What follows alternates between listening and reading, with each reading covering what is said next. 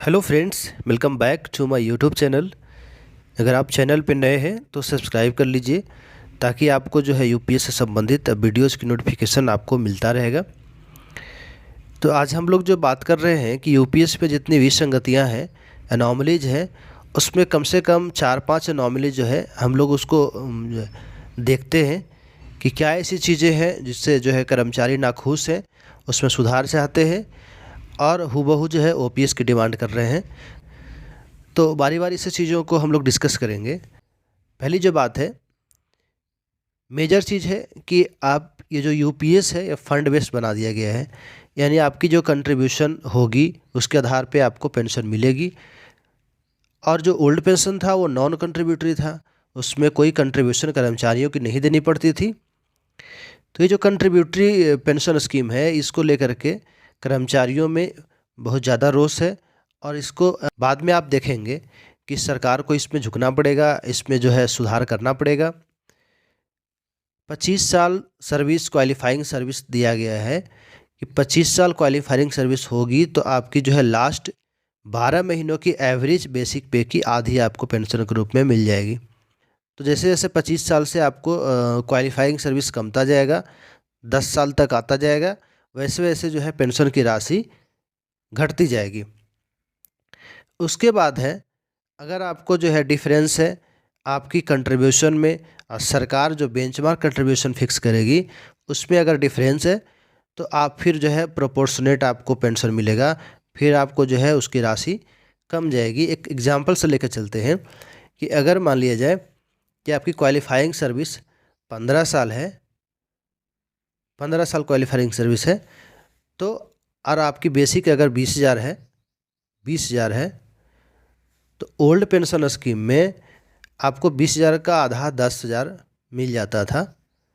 लेकिन यहाँ पे क्या है कि आपको जो है 10,000 का, फिर उसमें आपको जो जितनी कटौतियाँ हैं 15 साल में जितनी कटौतियाँ हुई है उसको 300 से डिवाइड कर देंगे।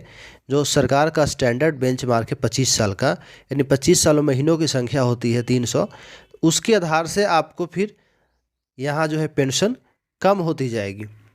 दूसरी चीज़ क्या है कि अगर सरकार आपको 100% अगर बेंचमार्क फिक्स करती है कि आपकी अगर 20 साल सर्विस हुई तो 20 साल में 100% अगर आपके इंडिविजुअल कॉर्पस में जमा होने चाहिए थे, लेकिन किसी कारणवश अगर कटौती की संख्या कम हो गई, बीच में अगर आपकी सस्पेंशन हो गई जॉब से, या फिर कोई और वजह से अगर आपके 70% ही जमा है, तो फिर आपको जो है पेंशन की राशि प्रोपोर्शनेट कम हो जाएगी।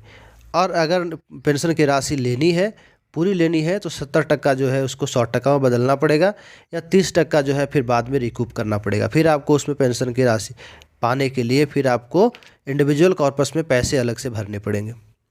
एक एग्जाम्पल से हम लोग लेके चलते हैं कि अगर आपकी बेसिक सैलरी 35,000 है, तो 35,000 का आधा जो है 17,500 रुपये ओपीएस में मिल जाता।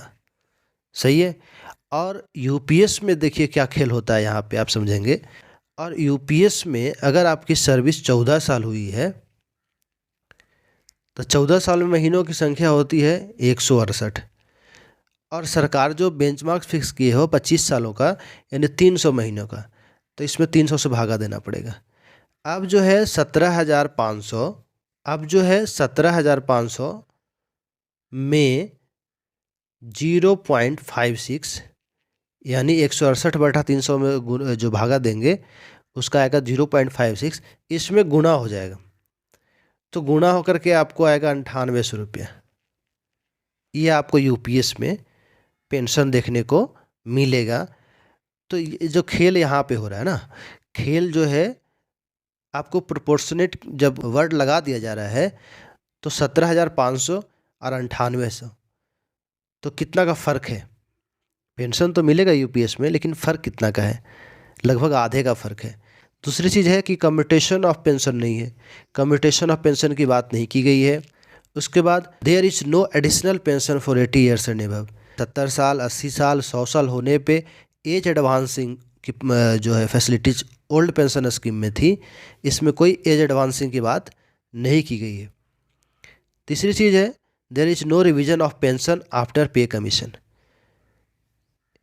यूपीएस में जो है इसकी रिवीजन की बात कहीं की गई नहीं है। जैसे जैसे आपको पे कमीशन आता था उसके अनुसार जो है पेंशन में बदलाव होता था। तो यूनिफाइड पेंशन स्कीम में ये सारी फैसिलिटीज़ नहीं है। उसके बाद है फैमिली पेंशन की जो बात की गई है उसमें डायरेक्ट लिखा गया है लीगली वेडेड स्पाउस, जो उनकी पत्नी होंगी सिर्फ उसी को मिलेगा। उसके बाद कोई डिपेंडेंट्स को पेंशन जो है हकदार नहीं होंगे। आगे जो है एक चीज़ और कहा गया है कि आप जो है VRS जो है 25 साल के बाद लेंगे तभी आप जो है पेंशन के हकदार होंगे। 25 साल से पहले अगर आप VRS लेते हैं तो आप जो है यूपीएस के हकदार नहीं है। तो अगर मान लिया जाए कि 25 साल में सर्विस करने के बाद कोई बंदा VR ले लेता है तो उसकी पेंशन जो है इमीडिएट शुरू हो जानी चाहिए थी। तो एक तो पहले आप 20 साल से जो वेटिंग पीरियड था उसको बढ़ा करके 25 साल कर दिए। और जितने ऐसे पैरामिलिट्री के स्टाफ हैं उनको पता होना चाहिए कि जितनी जो है जोखिम भरी जो परिस्थितियां होती हैं उसमें ड्यूटी करते हैं तो मुश्किल होता है। तो उन लोग क्या करते हैं कि 20 साल तक होते होते VR लेने के लिए सोचते हैं। तो ये जो 5 साल का VR की पीरियड है वो बढ़ा दी गई। दूसरी चीज़ कही गई कि जो है इमीडिएट पेंशन हम शुरू नहीं करेंगे। 25 साल में आप VR लीजिए और सुपर एनुएशन तक वेट करिए, 60 साल तक आप वेट करिए। तो 5 साल 10 साल 15 साल की जो पीरियड है उसमें क्या करेगा बंदा, उसमें इनकम की सोर्स क्या होगी। ये पेंशन जो की राशि जो है अधिवार्षता वर्ष में देने की बात की है ये बिल्कुल जो है सरासर जो है एक्सेप्टेबल नहीं है। तीसरी चीज़ है कि कोई स्टाफ अगर रिमूव होता है, डिसमिस होता है या फिर रिजाइन करता है तो उसकी इंडिविजुअल कॉर्पस की बात नहीं की गई है कि उसका इंडिविजुअल कॉर्पस आप वापस करेंगे कि नहीं करेंगे, उसकी क्या जो है स्टेटस होगी, उसके बारे में कहीं कोई जिक्र नहीं है। तो मेनली जो है ये पेंशन कह कर के जो है प्रचार प्रसार करना और कर्मचारियों को जो है इसके बारे में जो है अंधेरे में रखना, ये चीज़ें अब जो है एक्सेप्टेबल नहीं है। तो सरकार को झुकना पड़ेगा। आप देखेंगे इसमें सुधार होगी। अगर ओपीएस नहीं दिया जाता है तो यूपीएस में सुधार बहुत ज़रूरी है। अगर सुधार नहीं होगी तो कर्मचारी अगर रिटायर होकर घर जाएगा तो उसके हाथ में कुछ नहीं बचेगा। जब उसकी बेसिक सैलरी होगी 60,000 65,000 पेंशन के रूप में उसको 12 से 13,000 रुपये आपको मिलेगा यूपीएस में। तो आज के लिए इतना ही। अगर कोई कन्फ्यूजन है यूपीएस से रिलेटेड तो आप हमें कमेंट कर सकते हैं।